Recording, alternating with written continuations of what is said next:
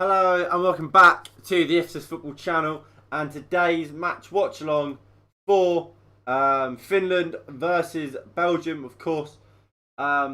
This game, while it has a little bit of effect on the group, it's probably not the most important game, but I think it's probably... Look, the two games what we've got today, it's a toss-up between drama and probably good football. I think with Belgium... You're looking at a team that could potentially go on to win it. They've certainly got the best players in this group. But in the Denmark versus Russia game, you've got drama, don't you? So it's going to be interesting to see how it goes. If we go over to this screen, we can have a look at the lineups for today. So for Finland, it's Hideki in goal. It's Raitala, Tovio, Ajuri, O'Shaughnessy, and Euronen. It's Lod, Spav, and Kamara. Is that Glenn Kamara? Is he from Rangers? He is. And up top you have, I assume, Timu Puki and Pojan Polano? I don't know. And for Belgium, probably some more familiar faces. We've got Thibaut Courtois, Dedrick Boyata, Jason Denayer, Thomas Vermaelen, Leandro Trossard, Kevin De Bruyne, Axel Witsel, Nasser Chadli, Jeremy Doku, Eden Hazard, and Romelu Lukaku. Obviously, strong sub-bench for Belgium. Vertonghen, Tielemans, Carrasco, Mignolet, Sels, Mertens, Munier, Verkanen, Dendonk, Benteke, Batshuayi, Dennis Pratt, Ole Southgate, Ole Gunnar Solskjaer all day long. Greg. Southgate is pony.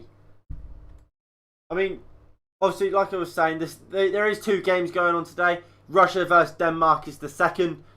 Look, that's going to be a good game for me. That is going to be a good game. It's going to be an interesting game. But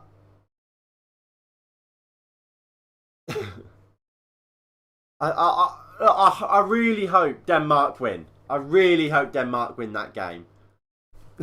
Thank you. I'm glad I got it right. I mean, obviously you guys are already doing it, so you guys are on the ball. But if you haven't already, do get your score predictions down below and we'll get them written down. So the Denmark and Russia games, it's Spanov in goal, Diev, Krudiskov, and whatever his name is. There's a lot of ovs, evs, and ins by the looks of it, and Zuba. I mean, you can see the Russia team. The Denmark team is more interesting. Of course, Denmark... Well, this group is mental. If Denmark win this game and score 2 goals, they get through in second place, as long as Belgium beat Finland.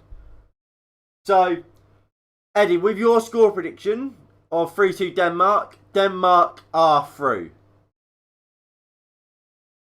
in second place. That's how mental all this is. I do want to know. What is it?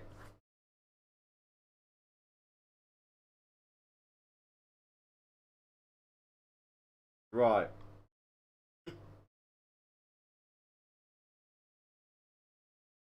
I said, yeah, I know you said. So I'm going 3-0. 3-0 Belgium.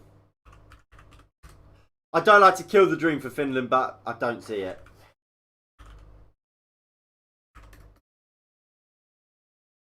Oh, sorry.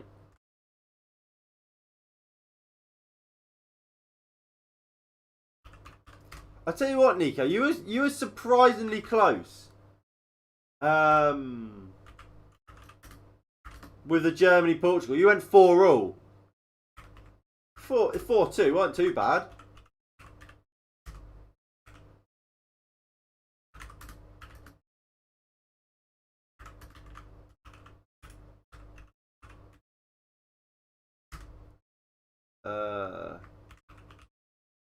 Greg, I was thinking 4-0, but I went 3-0. If it was the full strength team, I would have went 4. We won, but I can miss it. Oh no, that's heartbreaking for you. I mean, I hope you are able to play, mate. Peter Jury's on commentary for the Belgian match. I don't have commentary on, but Peter Jury, if he's the guy that I'm thinking of, isn't he the best? Isn't he a good one? Isn't he the guy that did like the Manolas? It's like Manolas. That's a voice break. Manolas, the Greek god in Rome. Do I like Goldbridge? Yeah, I like him. I don't agree with him all the time, but I respect his footballing opinions and what he does. Right.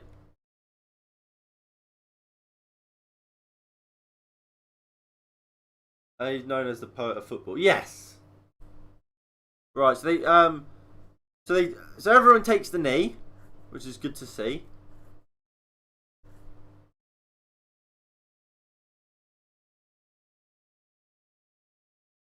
And Lukaku gets us kicked off for Belgium. No Rafa. No. What is that? Is that deal officially off now? I know a lot of Everton fans didn't want Rafa. Can't beat his analogies. Some of them are great, aren't they? He's the king of analogies. I keep going to the gym and trying to get fit. I've been free. Yeah, I mean, if you are out, your recovery is so important. Because if you don't recover properly or like rush it back, you're just going to keep getting it over and over. Your recovery now is so important, mate. Right. So, Russia versus Denmark. So, just obviously, the main game we're covering today is the Finland Belgium game, as you guys can see. However, we will also be covering. Well, we'll also keep an eye out on the Russia Denmark game for you lot. So I'm simply just that kind. And of course, as well, I'll keep a track on how everyone is doing. What's it called? How all the groups look. That's what I'm trying to say.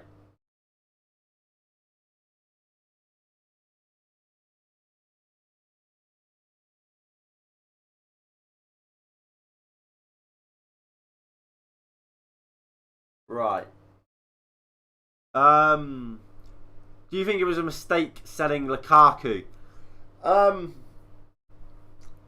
Well, I don't know. What I would say is when Lukaku left Manchester United to Inter Milan, I was a big fan of Lukaku. Still am. I said I don't know if I made a video about it at the time when I was kind of on and off doing YouTube. Lukaku was always going to go to Inter Milan and absolutely smash it. He was always a top level striker. He just at Manchester United, it just didn't work out. He had the wrong manager in Mourinho, and when Ole Gunnar Solskjaer took over, he played well. I mean, there was like a point where he scored braces in 3 consecutive games, but I mean, he massively bulked up for Belgium for the World Cup, and he struggled to lose the weight. Overweight. Apparently, I believe Inter Milan, after about 3 weeks of him being there, discovered that he had a diet problem. He had some sort of stomach issue, which made it hard for him to lose weight. So it wasn't him just being fat; he actually had a problem. But look, you can see him now. He's so much leaner, and he's a better player. So, do I think we made a mistake selling him? No, because I think Martial, I don't think he's as good as Lukaku. I think he is a very good striker. He had a bad season this year, in what I believe was very difficult circumstances for a striker. I mean, for a large majority of this season, Greenwood weren't scoring, Cavani wasn't scoring, well, at least consistently. It was only when Pogba got put on the left wing, Cavani and Greenwood started scoring loads, and of course Martial never got that opportunity. So Martial didn't have a good season, but it was made worse by the circumstance he was playing in. And look, you don't go from Players Player of the Year one year to absolutely awful the next. So I don't think we made a mistake selling Lukaku, although I wouldn't have sold Lukaku.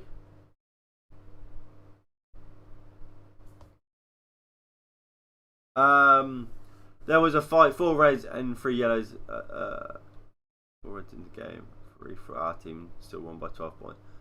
I mean, I don't know much about curling, but that doesn't sound great. But I'm glad you won. Calvert-Lewin's not going to Real Madrid. I'm going for the just mate. If you are going to the gym, just don't push it too much. If it's painful, don't, because you need to let it heal before you can strengthen it back up. So going to the gym and like, did you say what type of injury it was? Hamstring, you said, wasn't it? So if you start overstretching it, you can make it worse. I don't know who you'll get. Nuno's an option. I would say Frank Lampard might be a good option. Here comes Belgium. Lukaku can't find the ball to Eden Hazard. You have like a home gym. Fair play. So I mean, look, if we go over to this screen, this is how each group currently looks. So Group A, obviously all their games are done. Here comes Finland actually. Good defending by Boyata. So Italy are through, and as are Wales. Switzerland, for me, they will go through as one of the best third place teams. And of course, Turkey. And a lot of others' dark horses crash out on 0 points. Would you take Graham Potter for England? Yeah. The only thing I would say about Graham Potter is how long would it take to learn his system?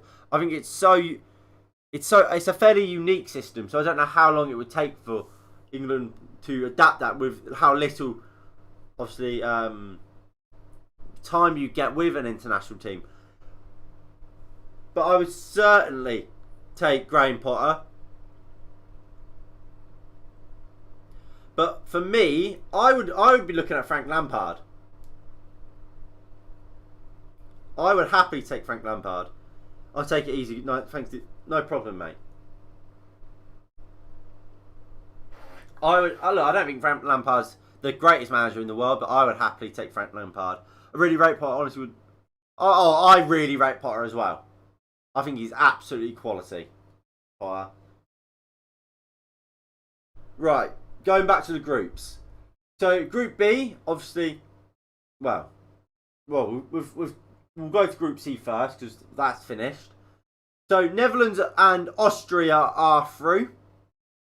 Ukraine come third. Look, 3 points, -1 goal difference. I don't think that gets them through. I don't think that gets Ukraine through, which is a shame for Ukraine. I thought the Austria game was a game they were capable of getting something from, which I think would have seen Ukraine get through. I think 4 points gets you through. So I think that would be disappointing for Ukraine not to get through. And I don't know if a -1 goal difference gets you through. I don't. I mean, potentially you look at Finland, for example. If they lose today, they have a -1 as well. And do you imagine Finland getting through? No. North Macedonia, similar to Turkey, didn't get a point. Kind of was sort of like seen as the group whipping boys. Netherlands slotted, what was it, 3 past them? I think Yarmolenko. What I would say and I say this about all international competitions, never judge a player off an international tournament. Hold on, I'll be back.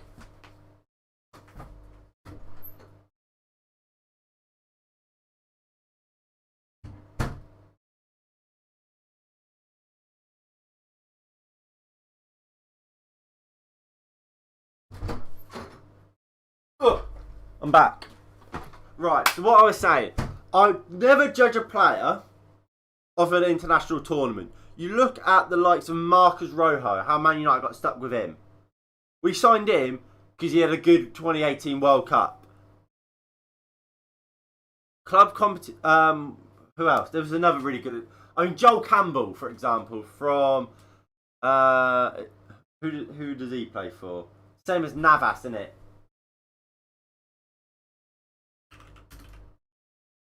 Costa Rica. Had a fantastic, what's it called?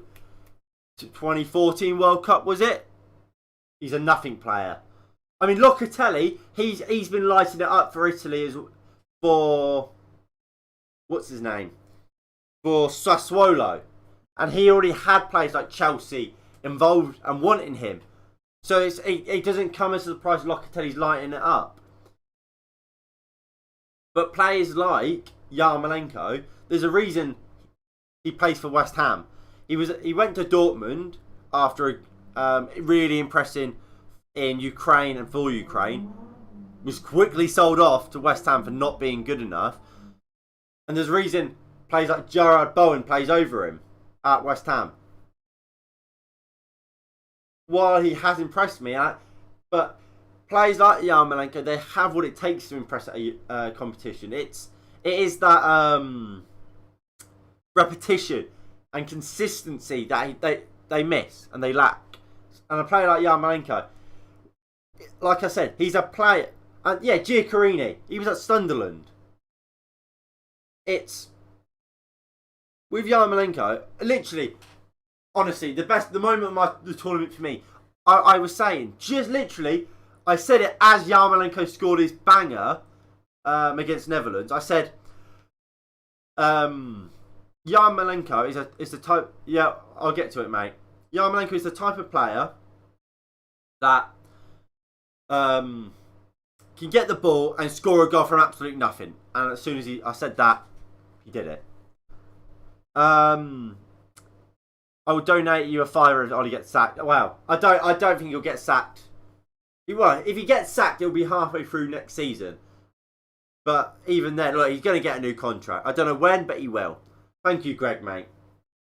I pride myself on having I don't know much about many things, but football is something I know a lot about.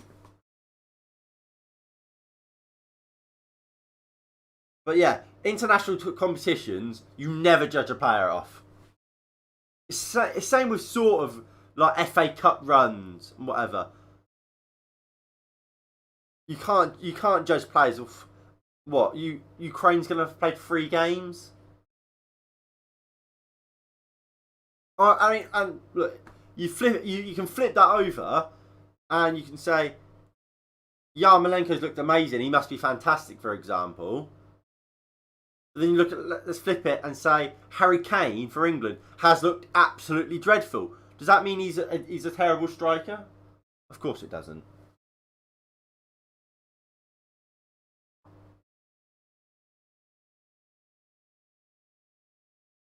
Right, here comes Belgium and Eden Hazard. Into Jeremy Doku. Of course, he plays for Rennes now, doesn't he, Doku? From, was it Anderlecht? Hazard. De Bruyne. Doku. Trossard.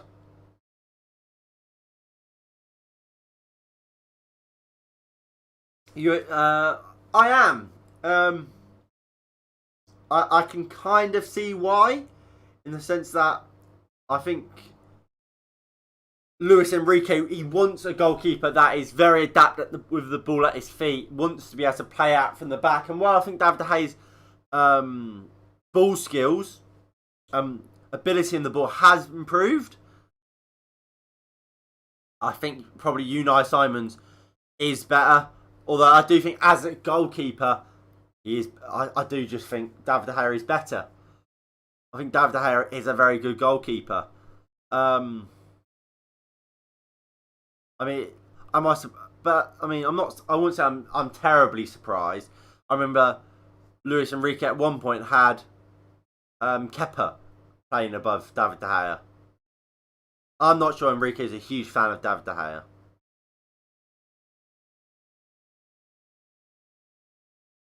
Vertonghen, Boyata, Denier. I tell you what, I'm interested to see what happens with De Gea and Henderson this summer. Because obviously both wants to start for Manchester United. Who will get the starting role? And then what happens for the other one that doesn't get the new striker? Watford got a new striker. Who is this new striker for Watford?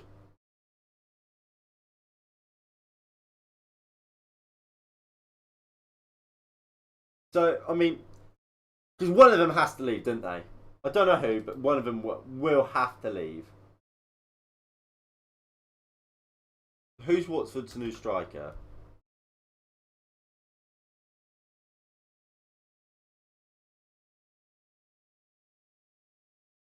Oh, they're getting Dennis.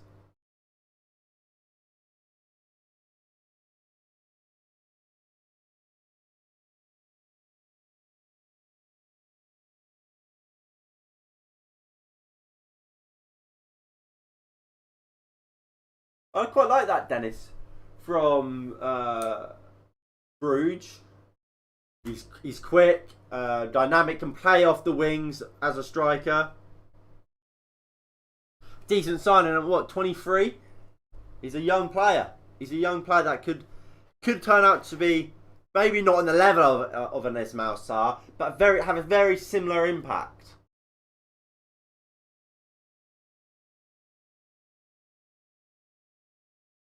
So, according to not Fabrizio Romano, to AS, Ramos has three serious offers on the table from Man United, Man City, and PSG. But like I keep saying, Sergio Ramos will go to PSG. I have no doubt. Keep Dino, I reckon. What I would say is I don't think Dean Henderson is at the level at the moment to be a Manchester United first team player. I think David De Gea is a better goalkeeper than Dean Henderson. And I do worry about Dean Henderson and him rushing out. I think at the start of the season, he was good. But when he came into the first team for David De Gea, when obviously David De Gea went off to have his child, we saw Dean Henderson kind of in an attempt to try and prove, look, I am this modern day goalkeeper. I can sweep it out. Look what you would be missing if you didn't have me in goal, sort of thing. What we've seen is Dean Henderson make mistakes, be rash in coming out, and I mean nearly, or in some situations, has cost us goals. I mean, you look at the Burnley game, for example. While it technically didn't happen, obviously it didn't count. Dean Henderson came out and went to punching. Chris Wood got in front of him. There was no reason for Henderson to come out that far. And stuff like that makes me think, does Dean Henderson not just need another loan? Is he really ready? But then at the same time, Dean Henderson is going to be the long-term goalkeeper really for Manchester United if we keep him. And in that sense, do you potentially waste a goalkeeper that could be here for about 15 years for De Gea, who could be here for another 3 years? More of a chance of Phil Jones staying fit than that. What I would say though, Greg, how often do Man United give away penalties? Realistically, if we're picking Dean Henderson over David De Gea, just because Dean Henderson is better at saving penalties, this club is absolutely gone. And we're accepting mediocrity. Because if your defenders, your midfielders and your strikers are doing their job, you will never concede. You won't concede a penalty. And if you do, and they score it, well then you're still going to win. Because your midfielders or your striker are going to get chances and you will score. Realistically, like I say, we should never get to a penalty shootout. And we should never really worry about giving away penalties. If our strikers, and if we want to get back to the very top, we shouldn't be thinking, oh, Dean Henderson's, he's a better penalty saver, so he'll be our long-term goalkeeper.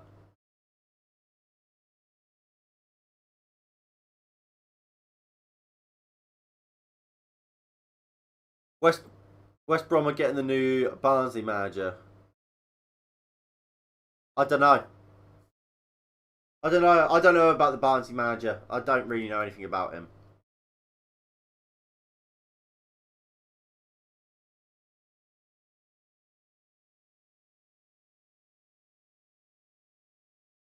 Ismail.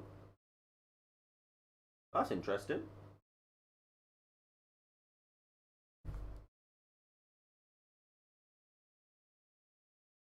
Right, Lukaku picks it up. Skips past one. Lukaku looks to play in Hazard, good defending. Nuno's going to Spurs. Is he? Spurs are a joke. Honestly, Spurs are a joke. How are they going to go from Jose Mourinho to B-Tech Jose Mourinho? Nuno is no better, really, than Jose Mourinho. I don't think Nuno's great. I think while I haven't watched much of Benfica, I would imagine they've probably upgraded from Nuno when they got that Lage or Lage or Lug. I imagine they've probably upgraded because I don't think Wolves play attractive football. I don't think they're all that they're made out to be. Boyata, Danaya, Doku.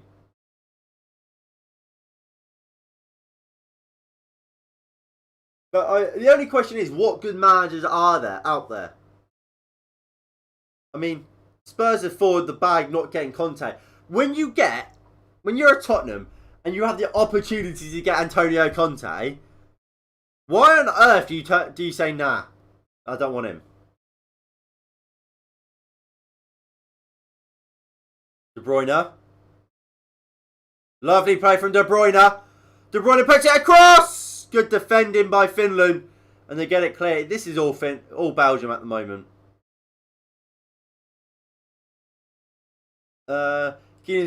Yes, he is.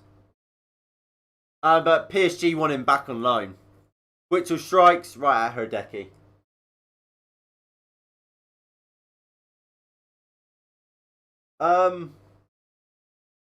I'm just trying to think of managers you could get. I mean,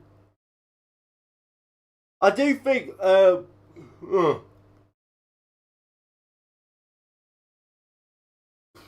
Was it Greg who mentioned Graham Potter? Yes.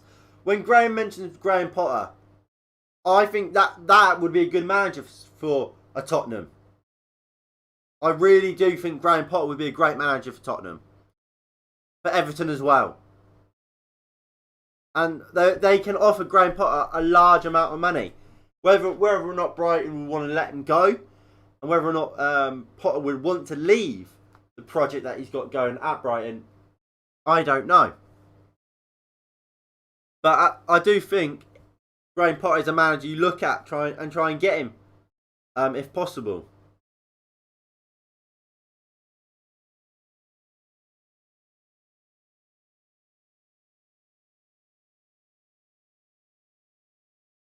Marco Silva, no. Yeah, you won't go back to Marco Silva. Did I say Marco Silva? Because I remember thinking, I thought of Marco Silva as a manager, but I thought no. Chadley. I mean, a Joachim Low.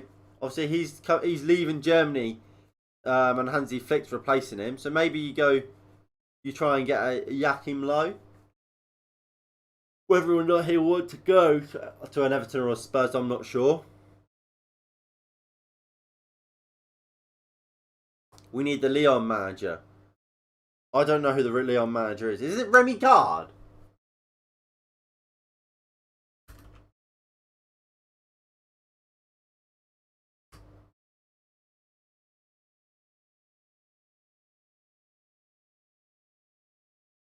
I think he is. Oh no, there's Peter Bosch now. Peter Bosch. Like, he did alright at Leverkusen. He didn't do amazingly at Dortmund. I don't think you get Peter Bosch.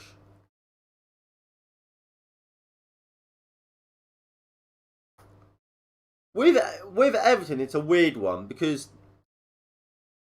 you have aspirations to be a very, very top team, a top 8 minimum. But realistically, you're not that. And I think the fact you've got Carlo Ancelotti has kind of lifted expectations and made a lot of Everton fans think, oh, we're capable of getting the upper echelon of managers. The only chance you have of getting a manager of a similar ilk of a Carlo Ancelotti is what they called? Is getting Rafa Benitez. Obviously, you'll never get. You don't want Rafa. That's what I mean. Everton, Arsenal, no. Arsenal still have the pull. I mean, it might be the controversial opinion. I rate Mikel Arteta. I do think Mikel Arteta is a good manager. I've said this for a while. I think Arteta is a better manager than Ole. It's controversial, I know, but I stand by that opinion.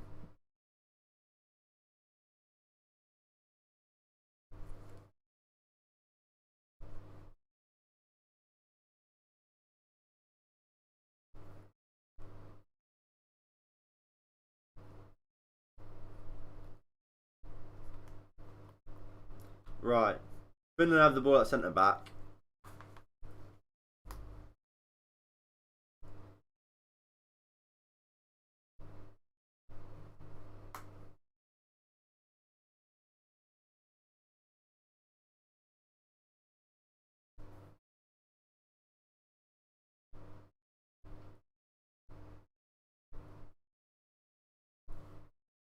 Well, I reckon Mikel Arteta cross off.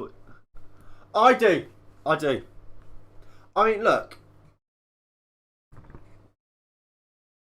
I think you look at Arsenal last season.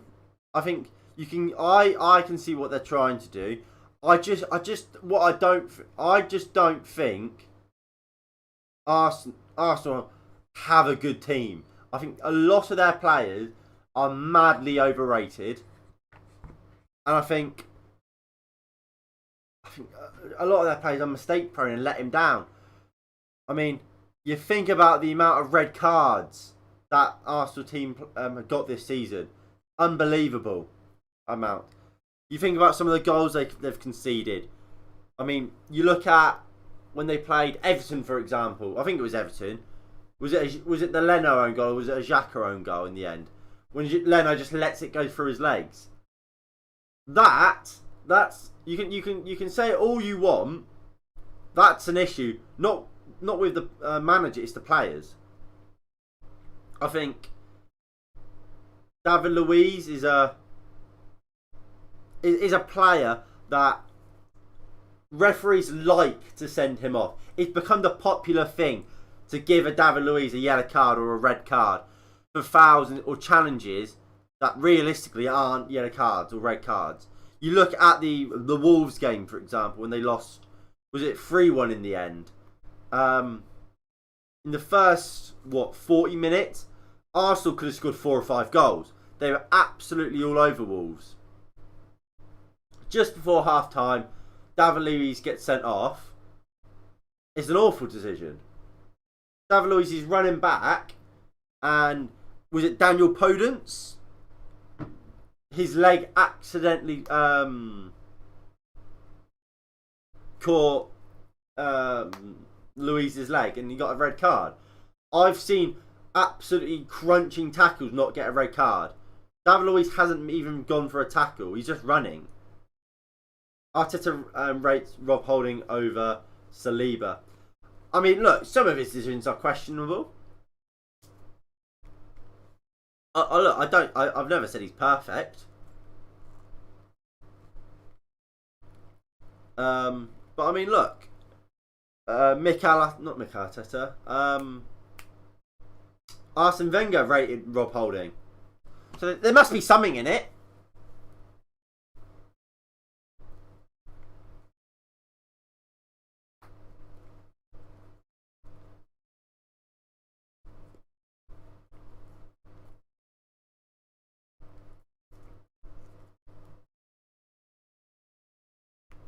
Right, so nice play here by Belgium. Nice ball into Chadley. Poor from Chadley. Buki.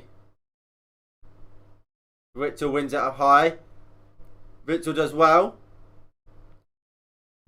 Doku puts it across, well defended by Finland.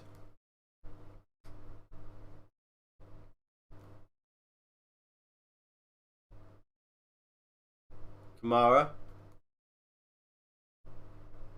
Doku. Trossard. Looks to put the ball in the box. Lukaku gets the touch. I thought he was offside. Witzel hits it over the bar.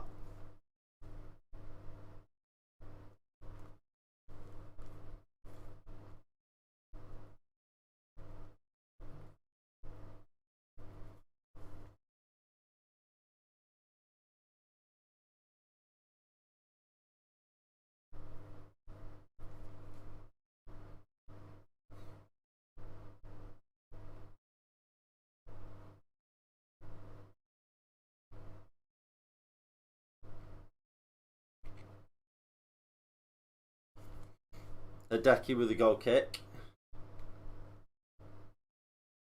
Look, I would like to say thank you all for tuning in. Well, we're approaching half time. We've still got a bit. We've still got what, 10 minutes or so. If you are enjoying, please do hit the like button below and subscribe if you are new and you haven't already. It only takes a second and it is greatly appreciated. For Marlon. Boyata. Dennis Denier. Jason Denier into Eden Hazard. Just to keep you updated with the Russia-Denmark game. That game is still 0-0. No real chances for either side. Russia, look, they've had the chances, but not much. But Denmark dominating the possession, which come to the latter stages of this game could make the difference. Of course, this game is in I believe that is Denmark. It's in Copenhagen. So home advantage for Denmark, and obviously, like I said, Denmark do need to score twice in this game if they are to automatically qualify.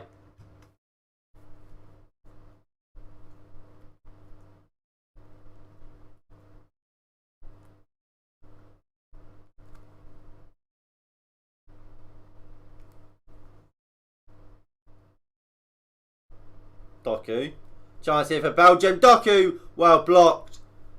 I'll tell you what, Finland are putting the their bodies on the line, their hearts on the line. They want to qualify, and of course, like I've said a lot, for me, 4 points gets you through.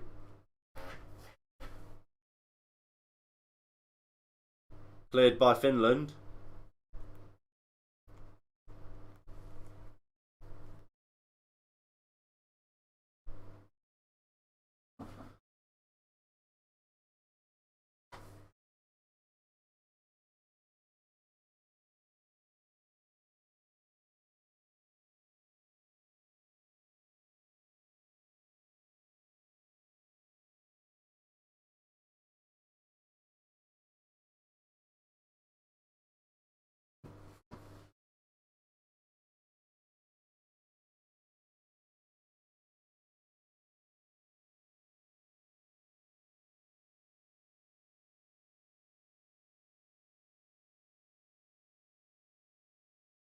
Alright, so I believe this a water break or is players down injured? Because of course, during this third set of fixtures, they did introduce water breaks, didn't they?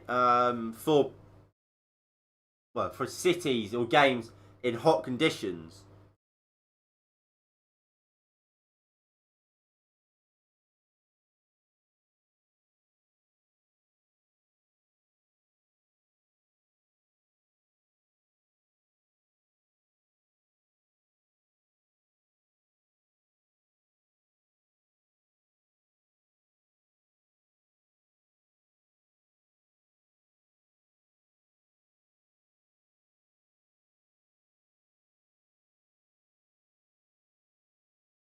Bradley, De Bruyne. Nice ball into Denier. Hazard. And Hazard does really well. Looks for Lukaku, well defended.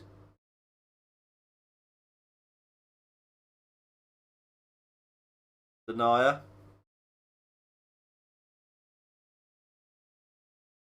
Boyata. Vertonghen.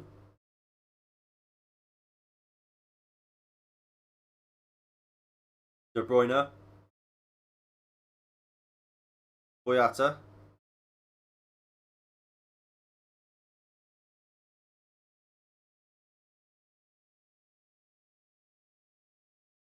Nice ball into Doku. Doku. Nice play from Doku. Loses it. And it's 1-0 Denmark. Denmark have taken the lead.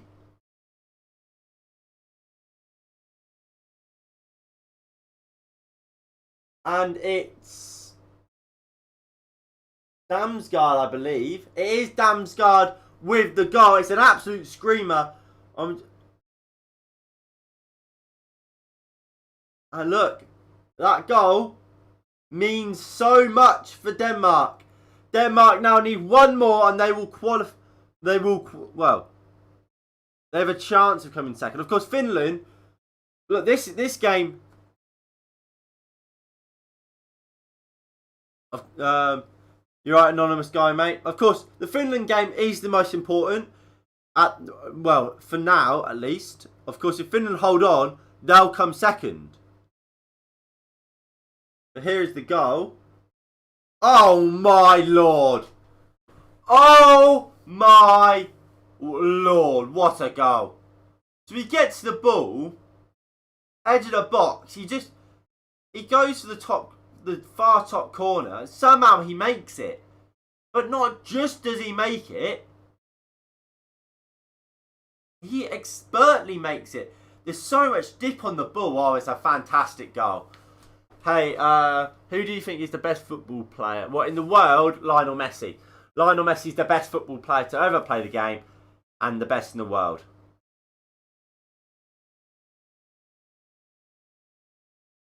Should the goalkeeper save it? Oh, it's not right in the corner, is it, for Damsgaard? For me, it might be controversial to say, goalkeeper could do better.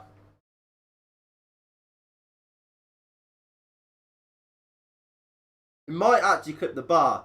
I might be being a bit harsh on the goalkeeper. But I don't know. I think he'd probably save it. I mean, look, obviously, you can have your own opinions, but yeah, I just think the stuff Messi does is unbelievable.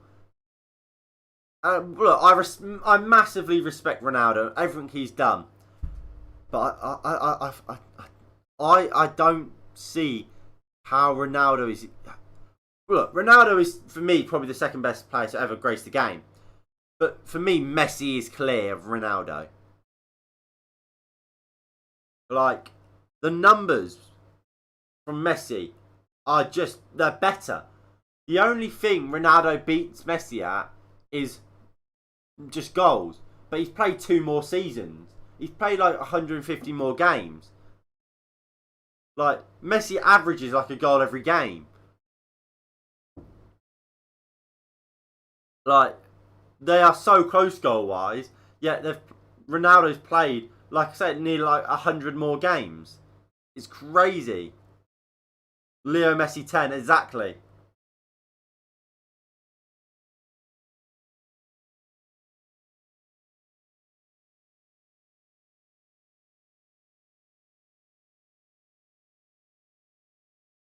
Right, so Finland just knocking it around from the back. Look, Belgium have been clearly the better side today, and you'd expect that. But look, Finland defensively, they've earned the respect from Belgium. I think defensively, they've put their heart on the line, their bodies on the line, to try and keep this clean sheet.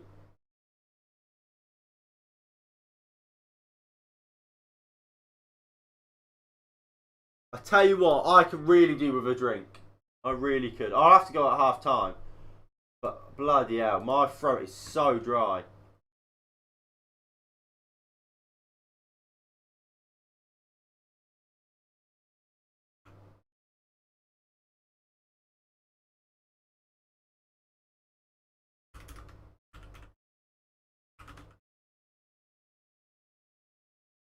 Total goals 7. He's just incredible, isn't he, Lionel Messi? And like I said, I'm not taking anything away from Cristiano Ronaldo. I think Ronaldo is absolutely fantastic. And I think you look, even at 36, to see what he's doing, it shows how good he is. But I just think Messi's better. I really, really do. Oh, great save by Hideki tonight, Doku. Honestly, somehow I don't know what to think because I'm in this I'm in at the moment I'm in this situation where I'm like Belgium are dominating this game. Surely Belgium win it. Surely Belgium win it.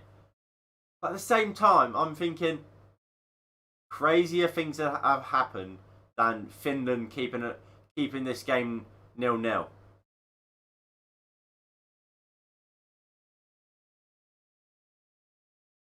So I don't know. It's going to be interesting.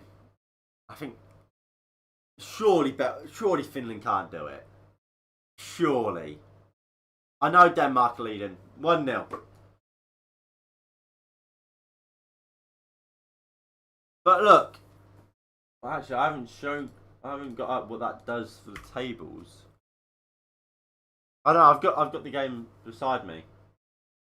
So this is what Denmark taking the lead means for the group. So that does put Denmark into third place. However, I don't know if 3 points will get you through. It might, but it might not. Doku, or from Doku. But if of course, oh, what's your message? Uh,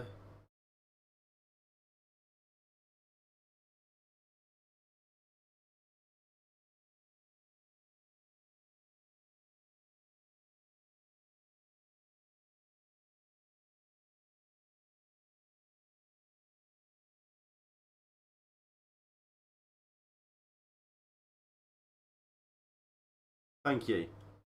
Yes. So, like I was saying, so Denmark do need a goal.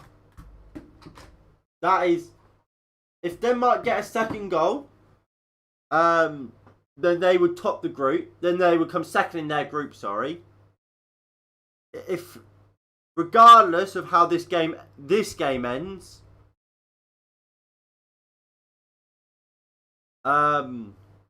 Finland would finish above Denmark, I believe.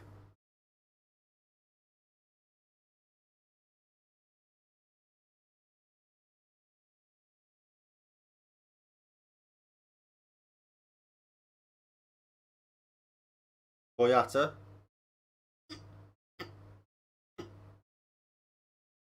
Boyata.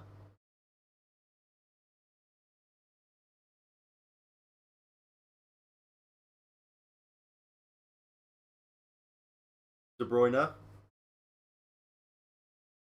Let me go back to that screen.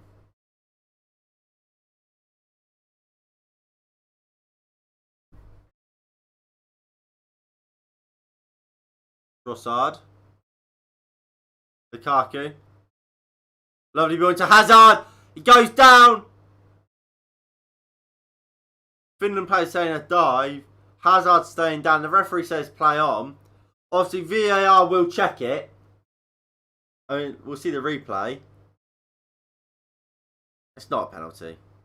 Not a penalty for me. So if Belgium win and Denmark win 2-0, Denmark is second. Yes. But Denmark don't even need to win 2-0.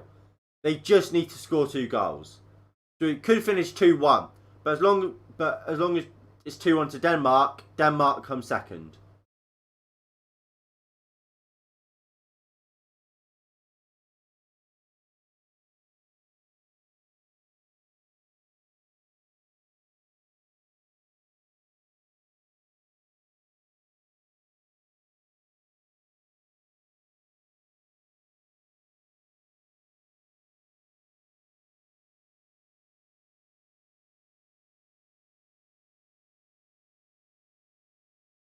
Right.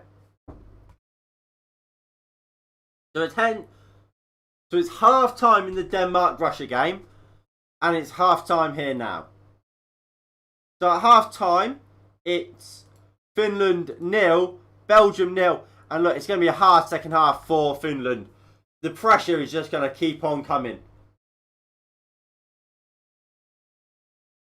So look, if Finland can hold on, massive respect to them. I don't see how Finland can win this. I mean, if we go over to this screen, it's all Finland, all Belgium. Sorry, 62% of the ball, 7 shots, 3 on target. Finland 0 shots, 0 on target, 38% of the ball. Finland, when they've had the ball, I mean, 38% possession isn't bad. But they're not doing anything with it. No chances at goal. I mean, you look realistically, Finland are kind of taking like Sweden and Hungary as case studies for how to go about this game. Both of them teams, well, particularly Sweden, one as probably as good with the ball as this Finland team.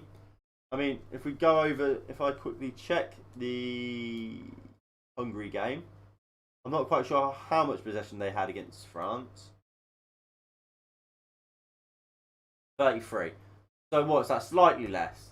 So yeah. So while they didn't have as much of the ball, what they did do, they created chances. Hungary 5 shots, 3 on target. Sweden, they had 18% of the ball, but they had a couple chances and they should have scored. If we go to it,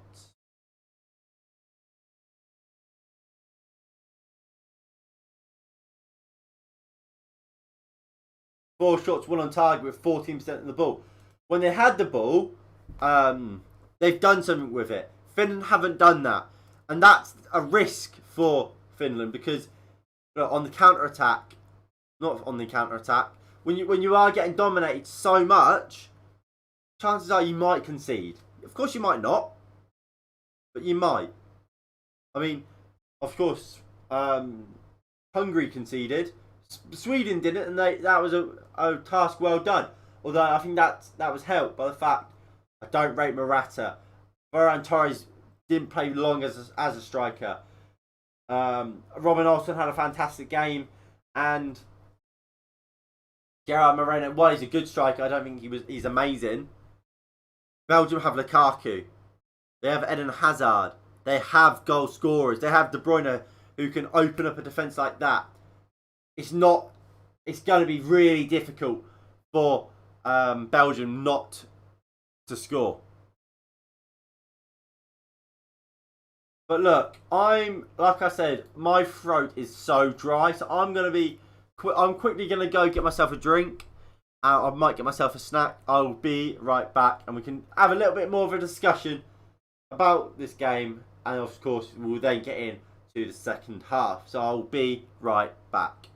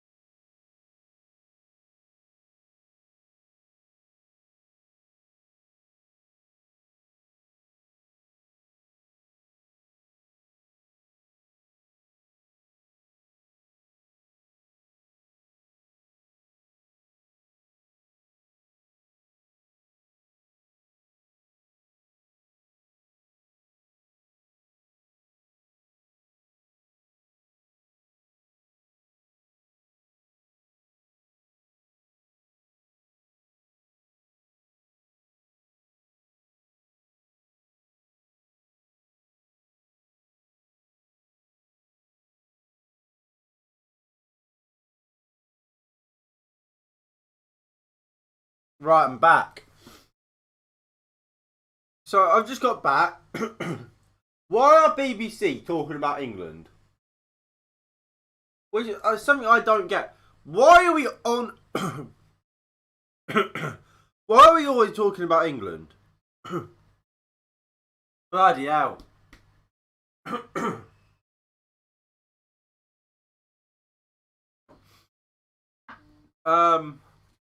Obviously, about talking of England and talking Harry Kane, Manchester City have apparently put in £100 million bid plus, I believe it was 2 players for Harry Kane. Would you take?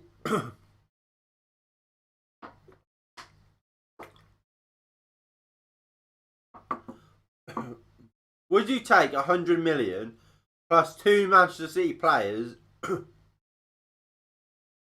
let's say, Sterling and Jesus for Harry Kane? Would you take that?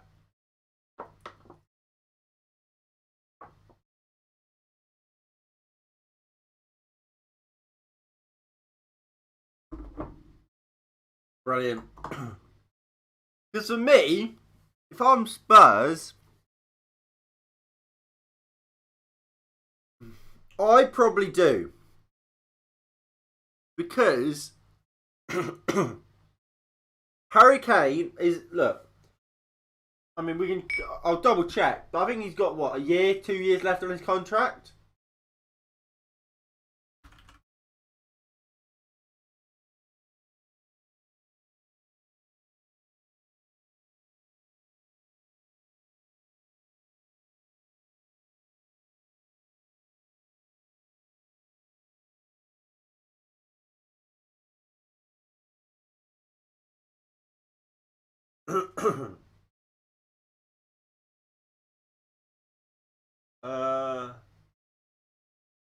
So yeah, he's got about 2 more years left at Spurs.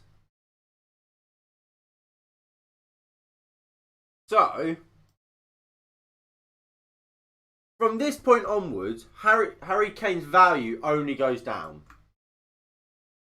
So why would you not take £100 million plus the Sterling for, well, obviously not necessarily Sterling, but 2 fantastic players for Kane? Because you're not going to win anything with Harry Kane. Like it or not, Harry Kane's not going to win you a trophy at the moment.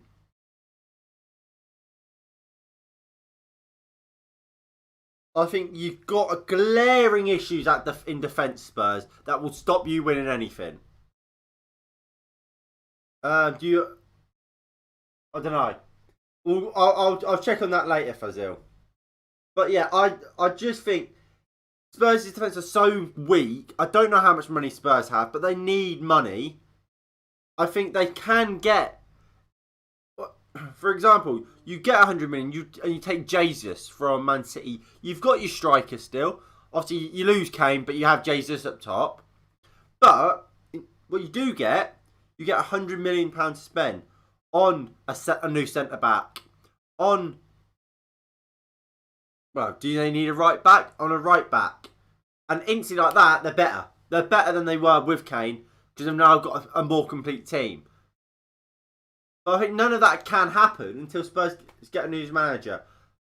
But so basically what I'm saying, I wouldn't be afraid to sell Harry Kane if you can get a couple of players and you can get a lot of money. But what I would say is, if you are selling Kane, make sure you get players. In this market, well, in any market in general, telling teams knowing you have a lot of money is never smart. I think this is why. I mean, you look at when Arsenal signed Pepe. all that summer, all we heard is Arsenal are broke. They have no money. Arsenal are broke. They have no money. Go spend £72 million on Pepe. So why they did how they did that? Because all summer long, they told everybody they have no money. We can't afford to spend however much on Pepe. So what that leads to. Sorry about moving the mic. What that leads to is teams not trying to rinse you of every single penny you have.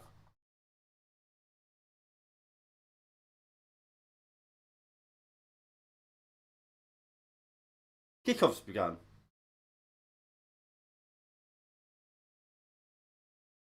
I'm an idiot. I'm an absolute idiot. I've had my TV on like revert, like behind. I'm an absolute idiot.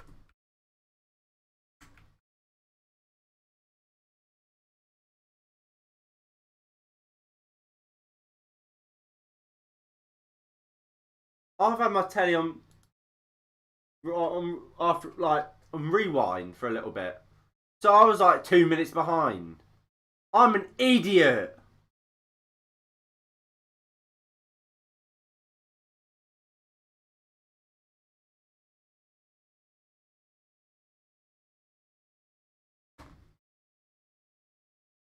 Boyata. So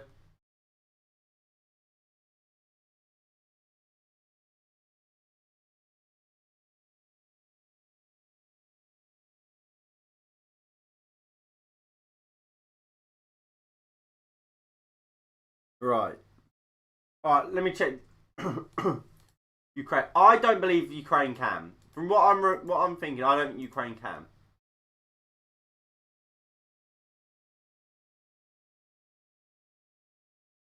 So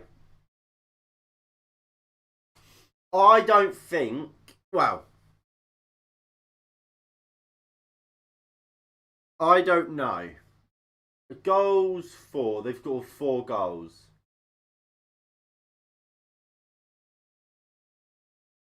Alright, here comes Belgium. Lukaku. Nice ball into De Bruyne. Lays it off to Trossard, pulls it back, good defending.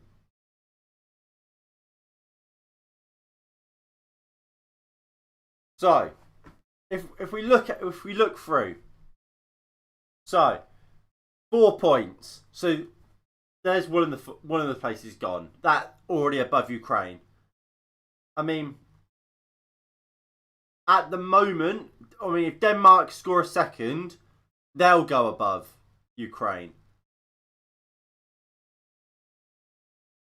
So I'll say Denmark.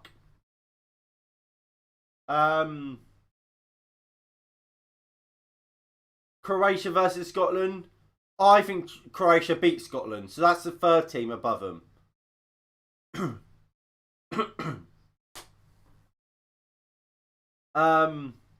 Poland versus Sweden. With 3 points. Goal difference. Slovakia. Oh no, Slovakia's not necessarily through yet. Because Spain will beat Slovakia, so they lose a goal difference. Goals 4. No, so that'll put Ukraine above them.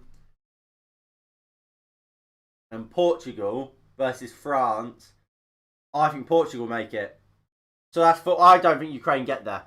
I think Portugal, they'll lose to France, but they've scored 5 goals.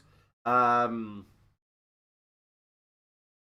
don't think they'll lose by more than 2, which will put them above Ukraine as one of the 4 qualifying. I think Croatia or Scotland. I think Croatia will beat Scotland. So they'll beat Ukraine. I think Denmark will probably get another, which will then see them through because of their goal difference.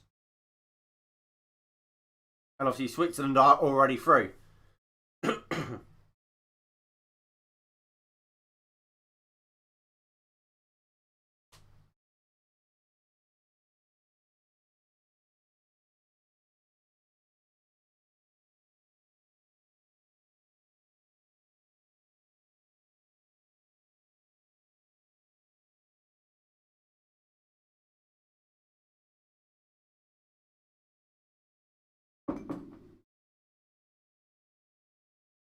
How are we, Farhan?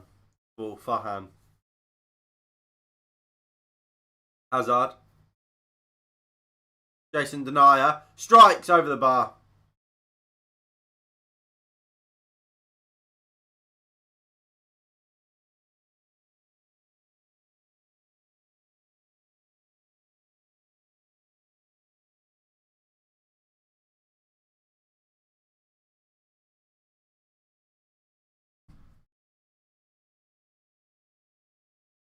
I mean, look, if we check our predictions, we're not doing great.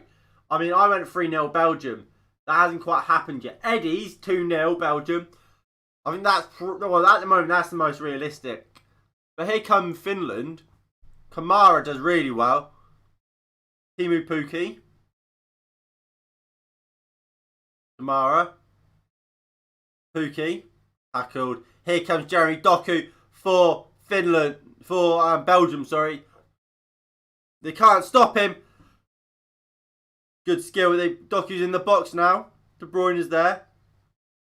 De Bruyne. Witzel.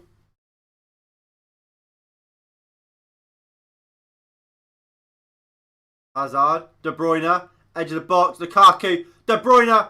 Well tackled.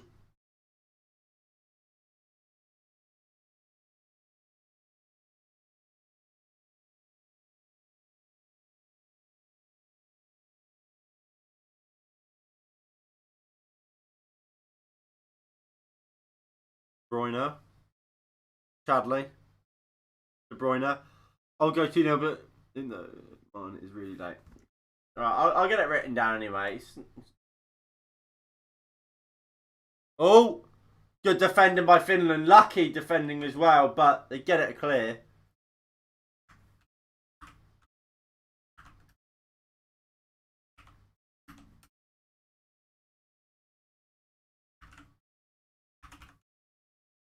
Right, I've written it down for you, mate. There you go.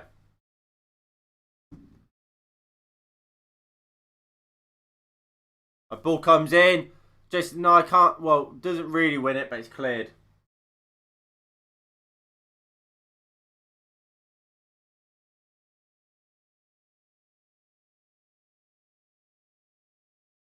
Hazard. Hazard strikes wide.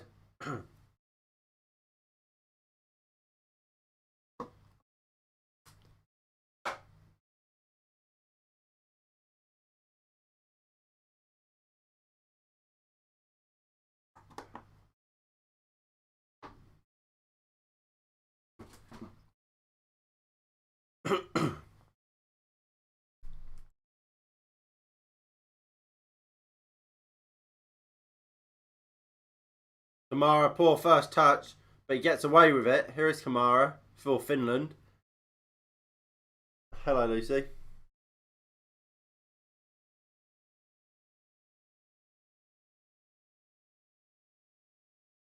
Kamara. Finland just knock it around it. I think it is just a time wasting tactic, really. Here, Kamara. Nice ball. Good tackle by Chadley.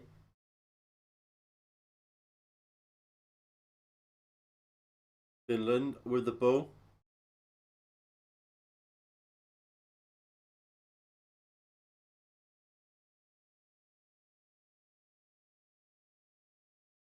It's nice knocking around off the ball here.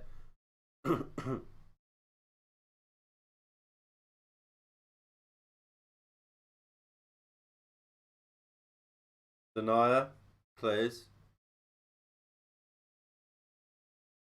Doku. Jeremy Doku. De Bruyne. No, Trossard, sorry, goes long looking for Hazard. Hazard can't win it. That for a throw in for Belgium. Eden Hazard. Witzel. De Bruyne. Into Eden Hazard.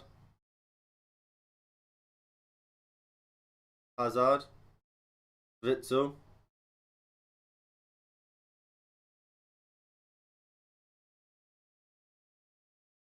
Doku. Trossard. Hazard, De Bruyne, edge of the box. Victor, edge of the box. Chadley in the box. Stroot shoots right at Hideki.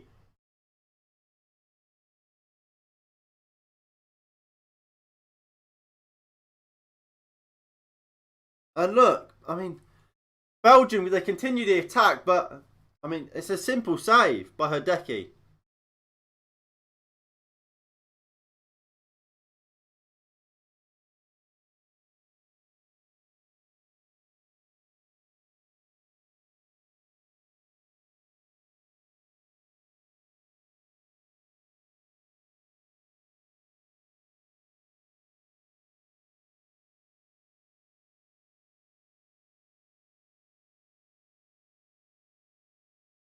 Thomas Vermaelen. Oh, honestly, it can't just be me who forgot Thomas Vermaelen was even a thing before this competition. Like, I knew he went out to this Japan, but I can't believe he still plays there. Can't believe he's in the Belgian squad still. I mean, Chadley, the same. Chadley's a weird lad.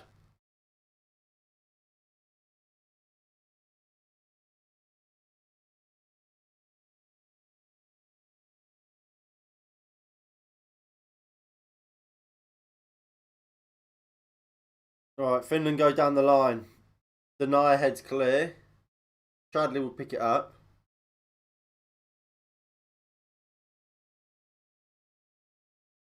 Eden Hazard. Poor touch by De Bruyne, or should I say lack of touch. And is that, what's that? Is that a corner? Goal kick?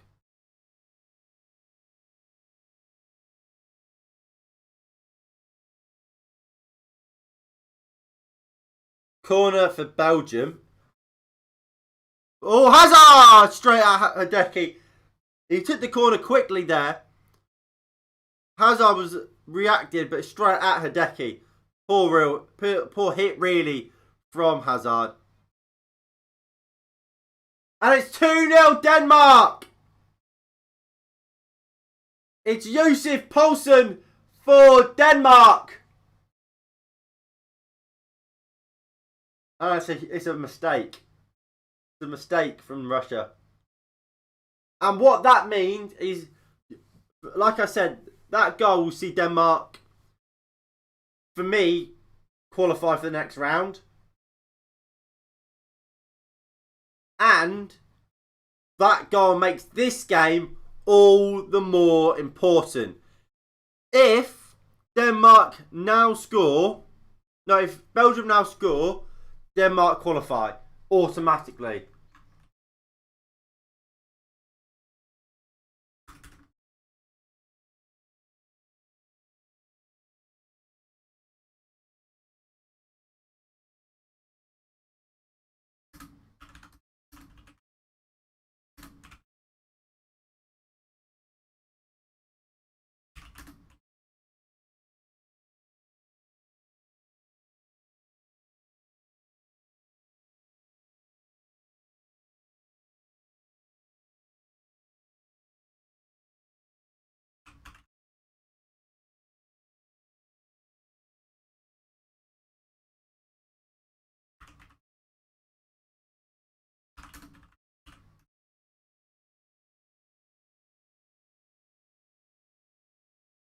I mean, look, hold on.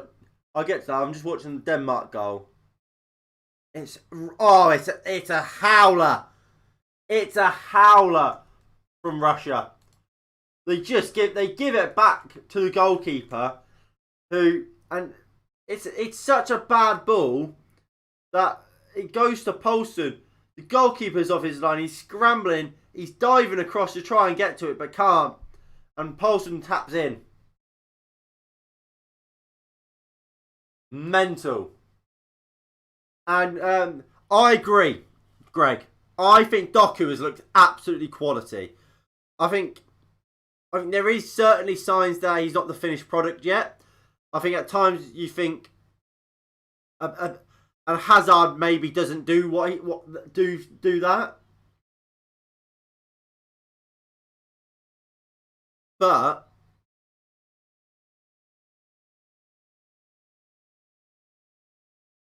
look, yeah, he's a great player. He's a great player. Only, yeah, exactly. Only 19. Look, Belgium are, look, talent-wise, they're not doing too badly when it comes to wingers, are they? And they haven't for a while. I remember that Kevin Morales, I thought he was quite good for a time.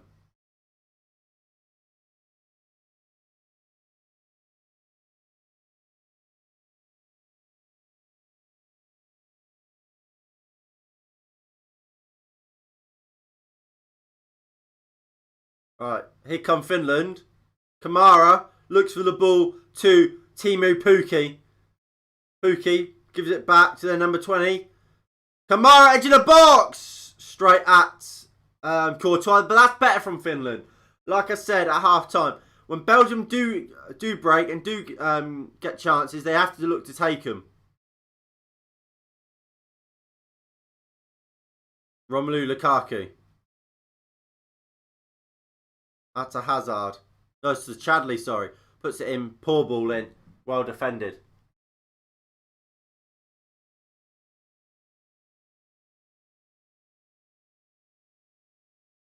Chadley.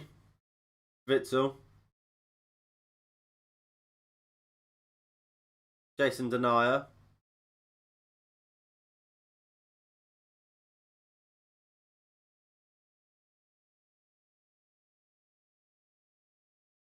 Chadley.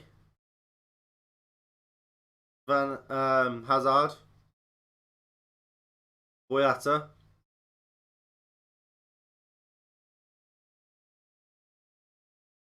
Boyata. Vermaelen. Hazard. Boyata. Nice ball out to Chadley. Witzel. Hazard! Hazard! Great save, Hideki! What a save, Hideki! And Belgium should have scored. I know, Nico, I've said.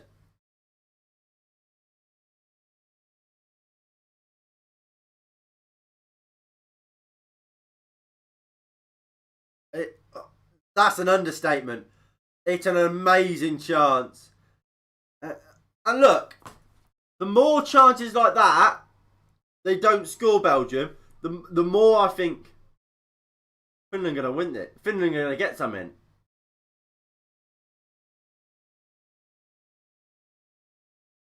Here come Finland. Surely not. Surely not. Good defending.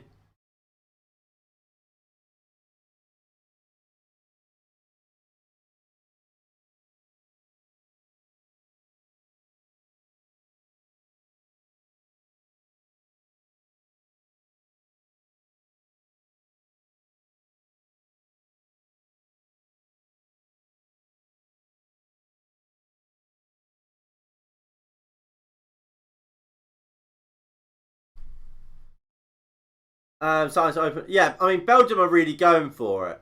They want to win all their games, which I don't know. Look, obviously they want to win them all, but at what point are you Belgium and you think, let's just make sure we don't lose this? Because while unlikely,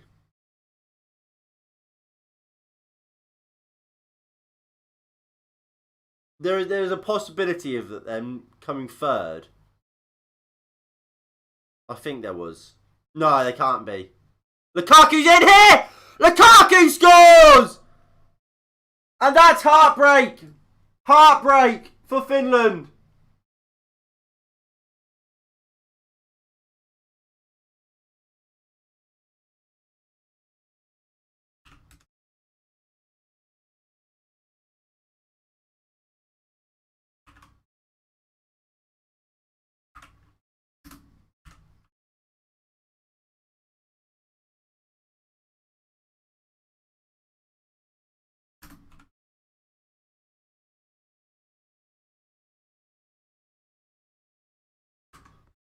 So, what that goal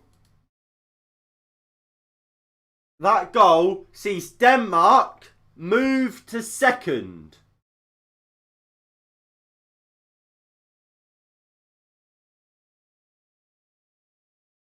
So that goal sees Belgium move. Obviously, they stay top. Denmark move to second. Finland third. Russia fourth, I believe.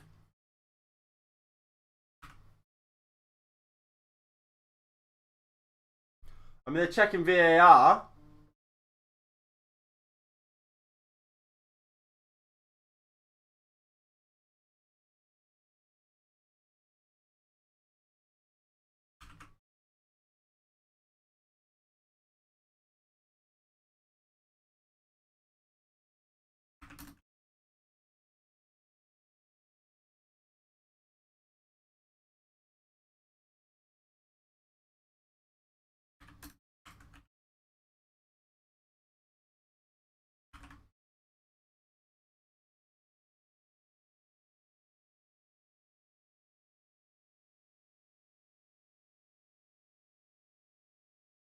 What is it? A goal given? Does the goal stand? Goal off! It's Finland dream is back on. It's been given offside.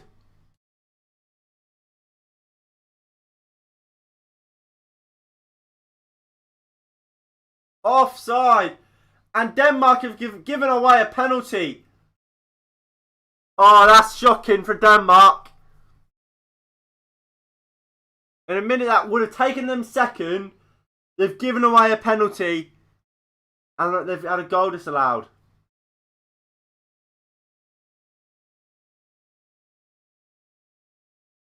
And what that means is now Finland are back second. Of course, the Russia penalty, regardless if they score it or not, doesn't change much at all. Because all Denmark have to do is win the game and score twice. But yes, Russia have a penalty.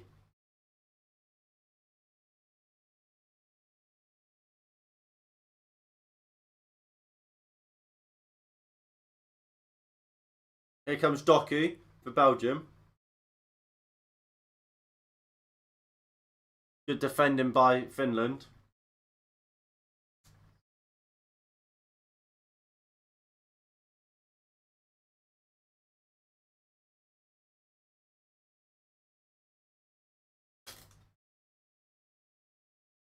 It was slightly offside, but it is 2-1 Russia. They've scored the penalty. Russia 1, Denmark 2.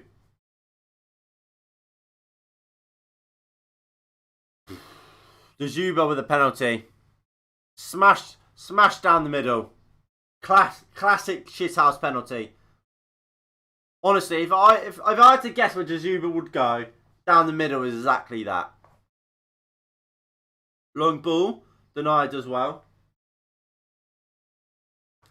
I mean, look, if you guys want to see how close the penalty was, that's how close it is. That's how close the Lukaku chance was. So close. But look, as I said, as things stand, Denmark stay third. Russia stay fourth, and Finland somehow remain in second place. Huge. This game is crazy, but that's the beautiful game. Changed Jere Uron off for Nikolai Alhu for Finland. 20 minutes or so remaining for Finland. Can they hold on? Can they hold on?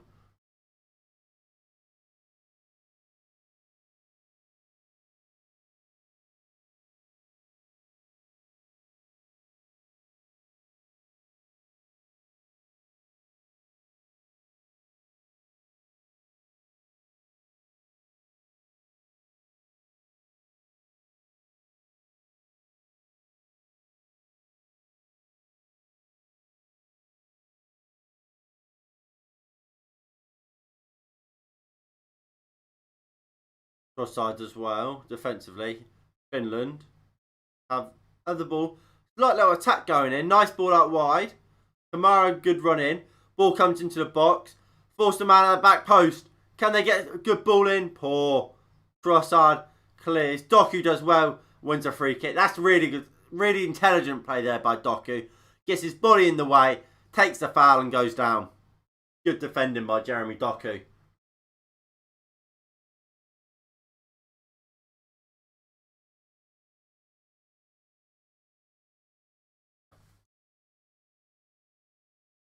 Hazard. Witzel.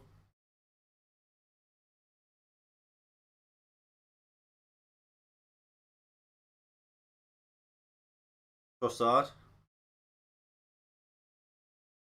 Well defended. Kamara.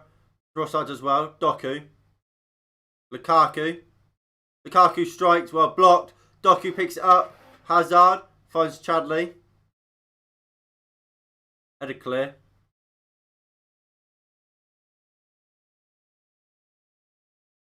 Witzel. Denier.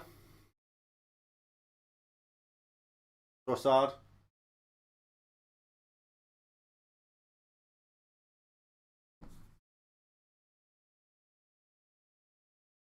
Boyata.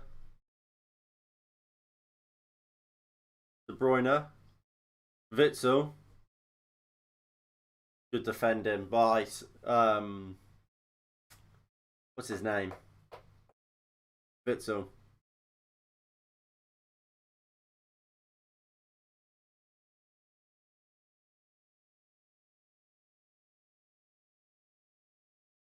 Ball goes down the line. Courtois picks it up.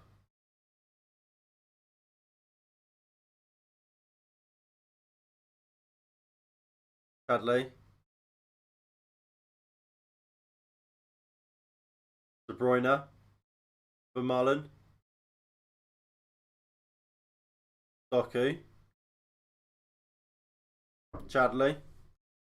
Nice knock. They're just knocking the ball around here, Belgium. Trying to get this Finland team to open up.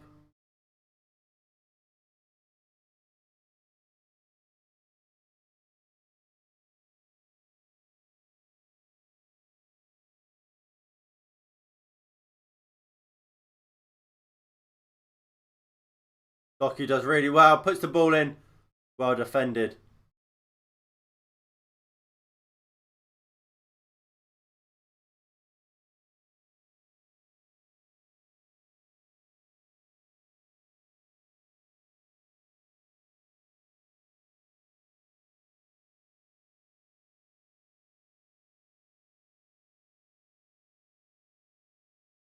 Right, ball comes in.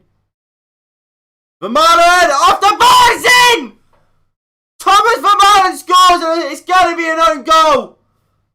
It's an own goal for Hideki, and that's heartbreak.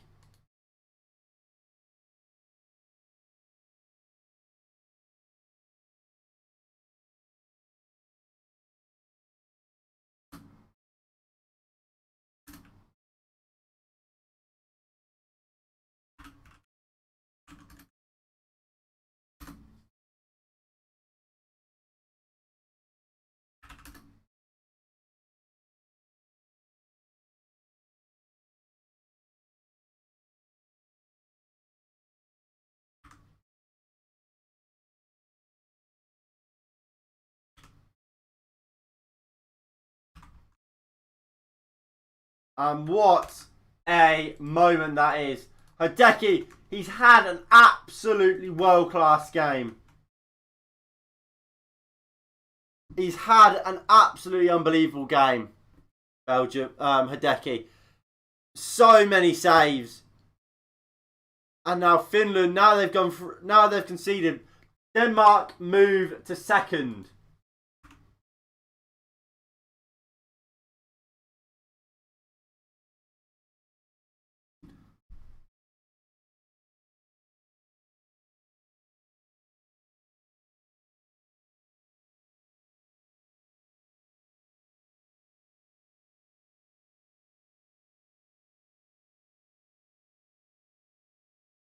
So yeah, so Denmark are in second.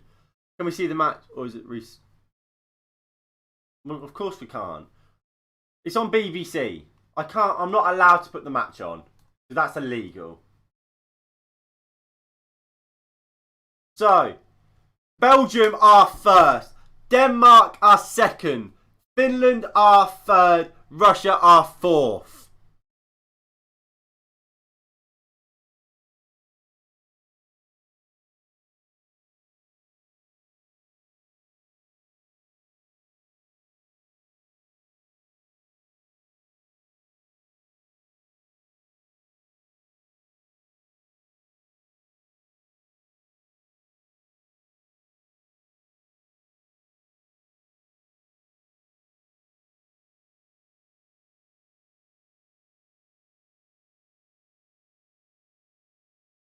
Bloody hell.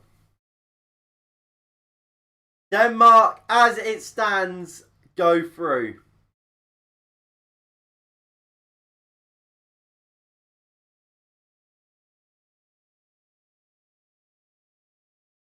And I feel for Finland. I feel for Finland. Oh, Group B. I mean, BBC have it as Russia third, Finland fourth. Interesting.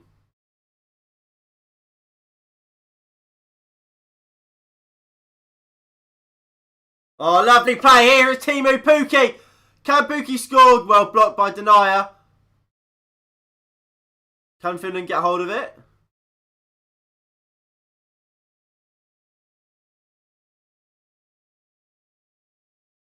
Kamara. Hazard.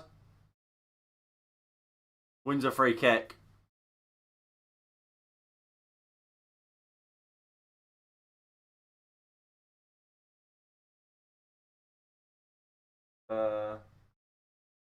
Have the Euros tweeted it out? Have the Euro official page tweeted it out? And it's 3-1. 3-1 Denmark.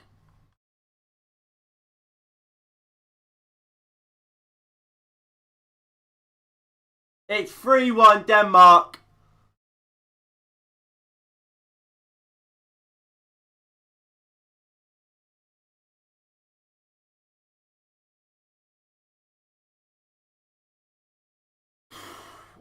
Crazy. Denmark are going through, ladies and gentlemen. And it's Christensen with the goal. And what a goal it is.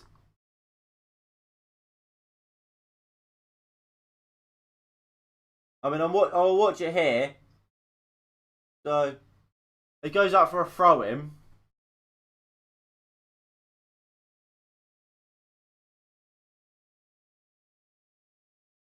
Ball came in.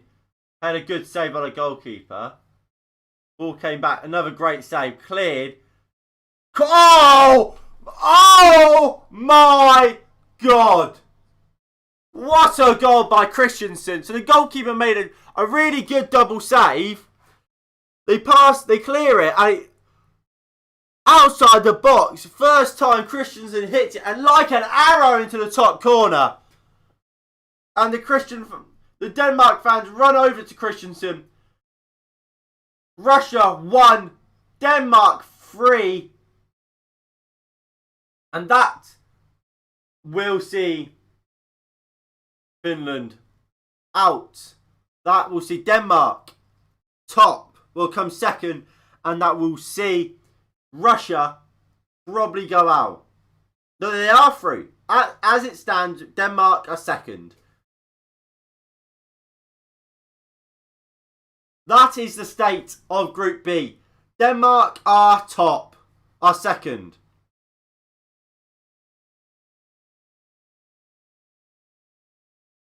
What a strike. And it's 4-1 Denmark. It's 4-1 Denmark. 2 goals in 2 minutes. I said, I know you did. And I agreed. What a game. And it's the right back, Joachim Mæhle, with the goal. De Bruyne, Lukaku, nice turn by Lukaku! 2-0.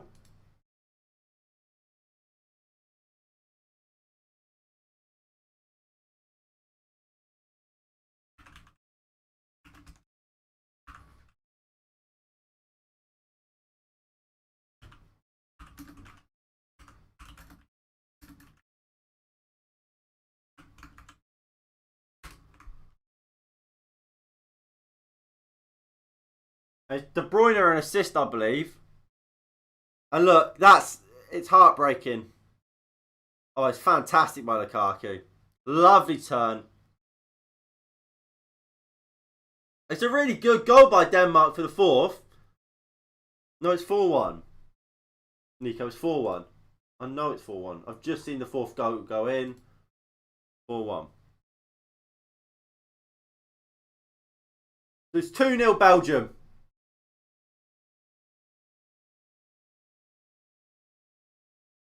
And while it's heartbreaking for Finland, what a story it is. What a story it is for Denmark. Lost their opening two. They had to score twice today and win. Had to hope Belgium did what was expected of them and win the game. And they've not just scored two. Not just scored three, but scored four.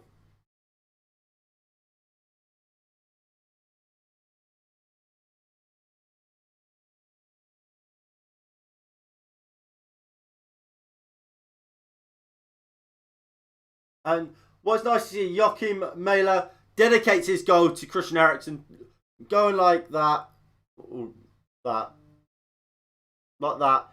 Number 10, obviously Eriksen's number.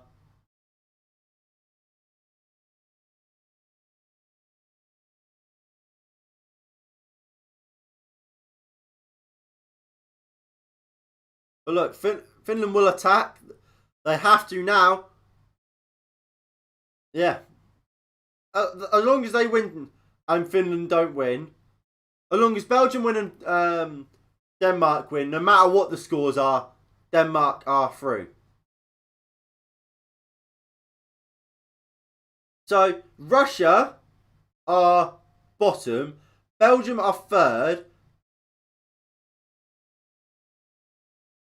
Yeah. So Belgium are top, Denmark are second, Finland are third, and what are they called? Russia are bottom.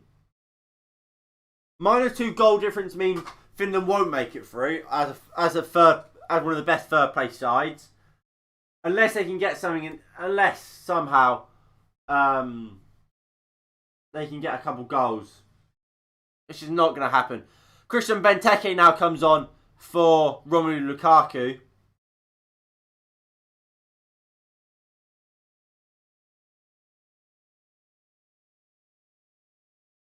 Ball came in.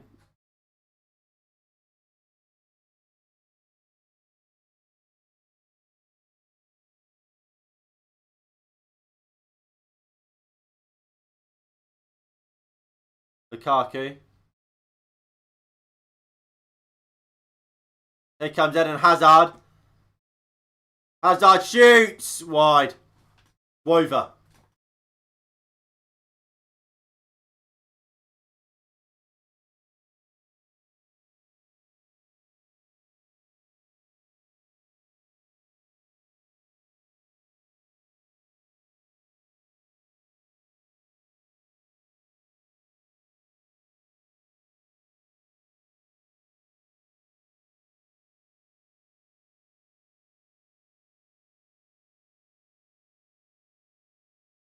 Finland just knocking it around. Look, Finland know their dream's gone. They ain't getting back into this game. They haven't created much all tournament. They haven't had many chances all tournament. And look, I don't see them breaking this Belgium defence at all.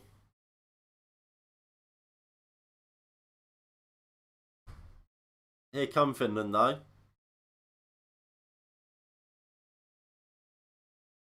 Nice play. Good defending by Thomas Vermaelen. Nasser Chadley.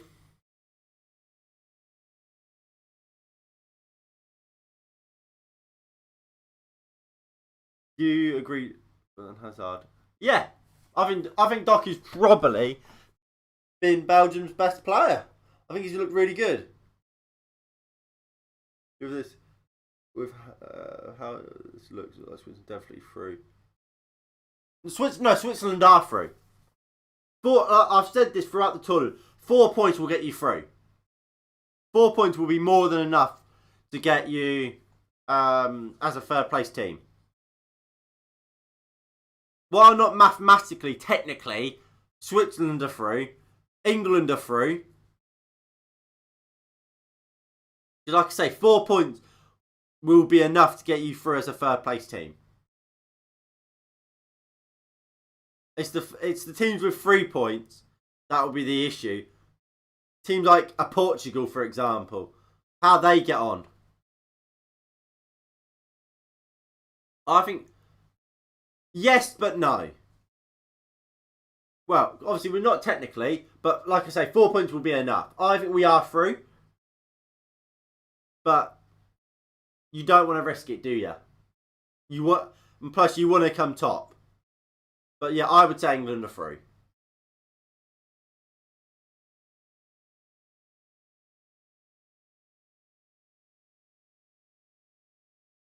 Munier, Witzel, Boyata, De Bruyne.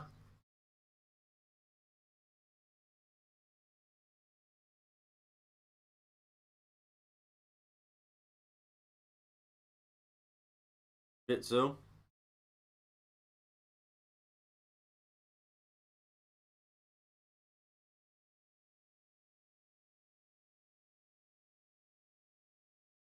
Lovely play by Batshuayi. Surely it's a free kick, not give him. Can't believe it.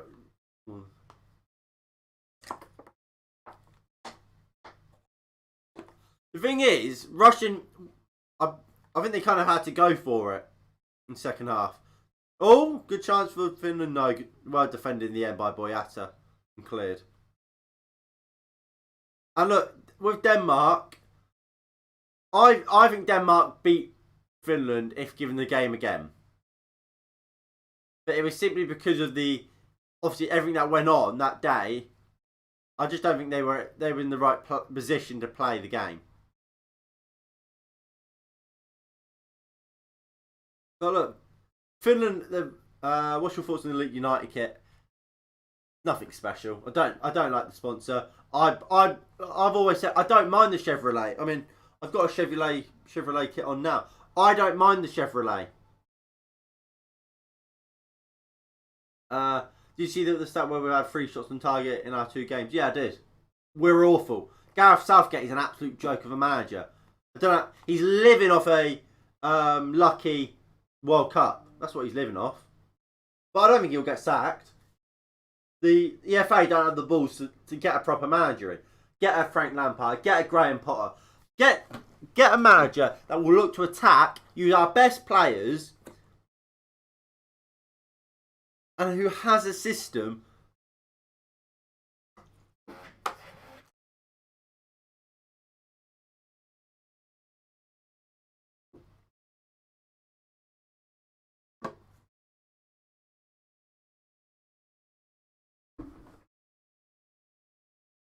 It's a joke. He said something. I know. I mean, I was thinking about it earlier. Jadon Sancho and Jude Bellingham have more experience than Declan Rice, Calvin Phillips, Phil Foden. I'm not having it. I'm not having it.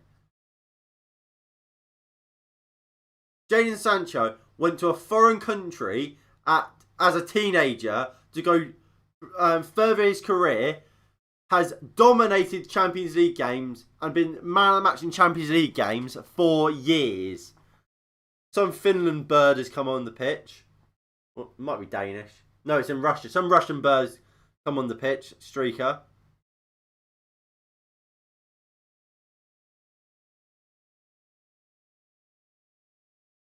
Um, yeah, he's how Jadon Sancho isn't played. He's amazing. He's played in Champions League so often. Plays in the Bundesliga. How he's not experienced. Declan Rice and Calvin Phillips. Calvin Phillips had 1 year in the Premier League. Never played European football. Declan Rice is this is probably his 3rd year as Premier League player. Again, never played European football.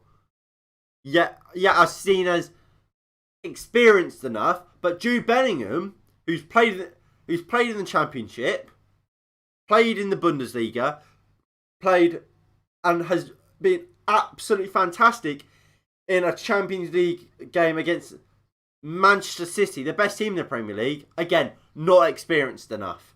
See what that actually means? It means they don't play in the Premier League, so I don't watch them. It's basically I don't watch Dortmund. They don't play in the Premier League, so he's not very good. Bollocks. Load of bollocks.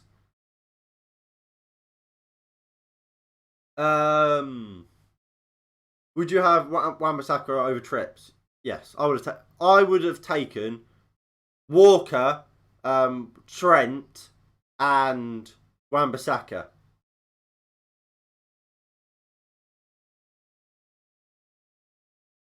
I mean, full time in the Russia-Denmark game. That game's over. So Denmark will do do come second in their group. Yeah, I would have taken Wan-Bissaka, Trent, Walker. Walker would only go because he can play as part of a back three. So it gives Southgate that option. And Trent and Wan-Bissaka, for me, are England's 2 best fullbacks. Might be a bit biased in there, but I would have taken Wan-Bissaka. Right. So, last few seconds here in the Finland game. Hideki goes long. And it is heartbreaking for Finland. The ball goes out of play. That will probably be it. Belgium win the game 2-0. And look, it's a disappointing end to Finland's Euro 2020. Of course, they got a fantastic win against Denmark. Finland looked like they would hold on, especially after Belgium were given an offside goal. But it's like I said, Finland they haven't done enough going forward. What about Denmark? Oh yeah. I mean, we'll get to all the actual game, the draws are late in a bit. What we have seen is Belgium eventually take their chances, but it's heartbreaking to see how they've lost. The own goal by Hideki after what has been an absolutely incredible goal.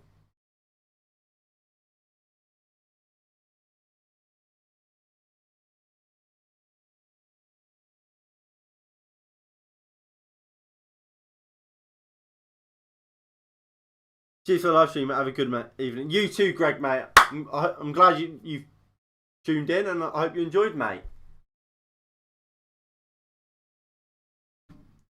Right, so I don't know if they would have updated or not.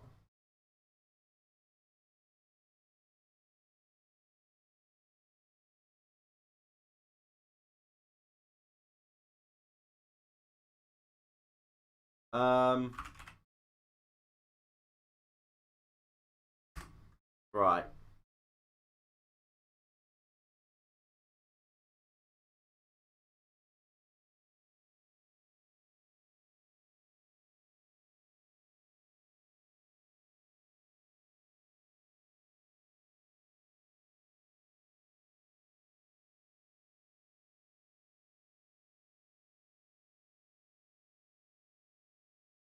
Right. Right.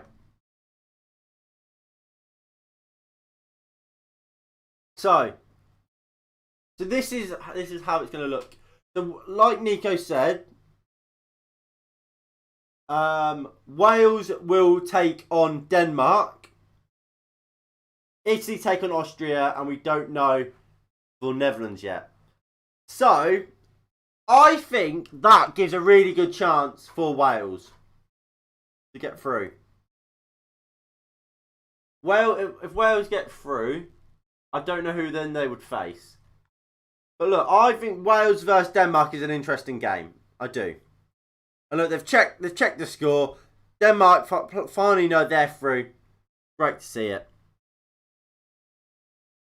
But look, that is going to be it from me today, I imagine. Actually, before we go, if I go back to that, the game tomorrow.